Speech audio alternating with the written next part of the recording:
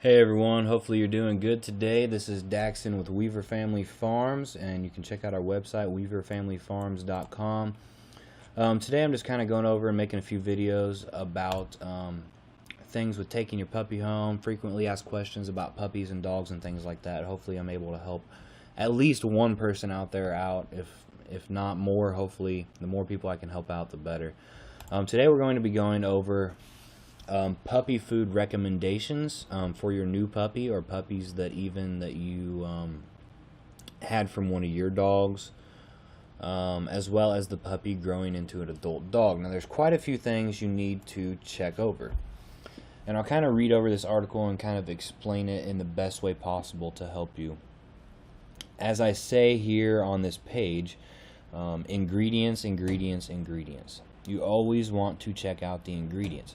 Now, I see a lot of people out there going and spending $50 or $60 for a tiny little bag, 5 or 10 pound bag of dog food, just because it says it doesn't have this, whole grain, blah, blah, blah, blah. That doesn't necessarily mean that that's the best food for your dog. And it also can come down to what breed of dog you have, how active your dog is, and things like that. So the ingredients in the dog food you buy is top priority when it comes to making sure your puppy or your dog grows well and stays very healthy. This does not mean going to the store and buying the most expensive dog food, puppy food. This simply means taking a minute to look at the ingredients of the back of the dog food bag, and you'll see a list of everything that is in your dog food from the company that makes it. Many dog food brands have corn as the first ingredient. That isn't necessarily a good thing. It's more or less of a cheap filler. You really want the first ingredient on the list to be some kind of meat. When meat is listed as the first thing on the ingredients list, that means that it weighs the biggest percentage over all the ingredients in the dog food, and that normally means that food is one of the best choices for your puppy or your dog.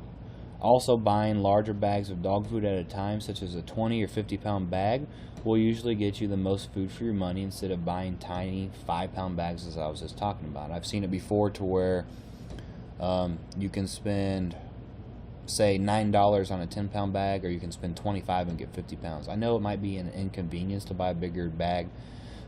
Figure out some good way to store it. Have all types of containers you can get at Walmart and pet stores and things like that to store the food. It'll definitely save you a lot of money in the long run to buy a bigger bag of dog food.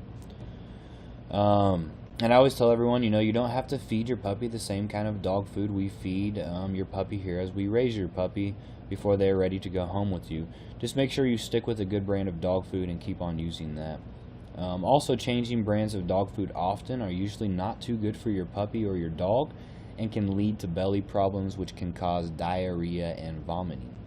I've had in the past where a puppy was doing great and everything, puppy goes to a new home, and they switch food to some fancy big brand, and the dog is having diarrhea and vomiting for a couple weeks. And I worked with the person that got the puppy from us for weeks about this, had them take him to the vet, nothing was wrong with the puppy, things like this. I paid for their dog to be dewormed again, and all these different things. Their vet was kind of guessing, trying to figure out what was wrong with the puppy, because there was no symptoms really of anything besides the diarrhea and worming. And then it kind of hit me after she had told me that the dog food was switched. And this is not to be derogatory against this person at all. Everyone, is learning here.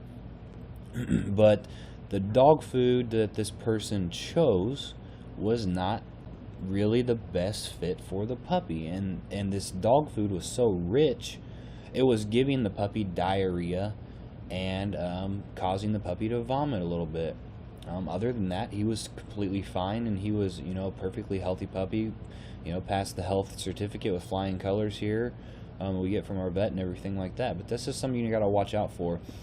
Now, some dog foods, or I shouldn't say some, a lot of dog food, corn is going to be your first main ingredient, and that's not always a bad thing, but check through all the other ingredients on there as well. You want some type of meat in there, and a good amount of protein.